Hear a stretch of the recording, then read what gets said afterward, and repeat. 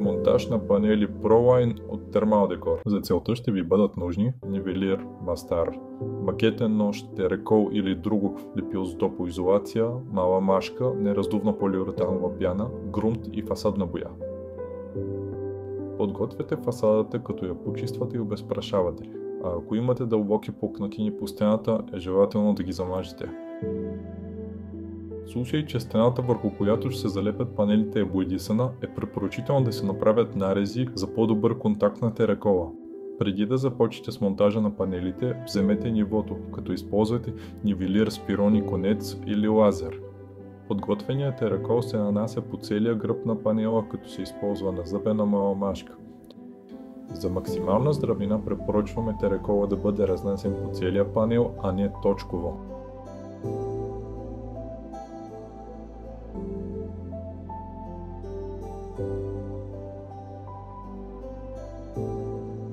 След като поставите панела на стената, използвайте мастар за равномерен натиск. Панелите могат да се режат лесно, като използвате макетен нож или трион. На местата, където панелите се съединяват, нанесете полиуретанова пяна.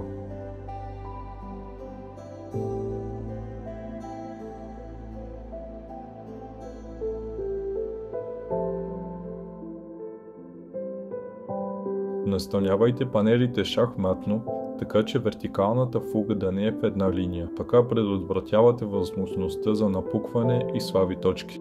След като панелите са залепени и нивелирани, ги фиксирайте с пирон, докато лепилото засъхне напълно. След като вече панелите са напълно засъхнали, отстранявате излишната пяна от фугите с помощта на шпатула или макетен нож, а след това замазвате и заглаждате фугите, както и дупките от пироните.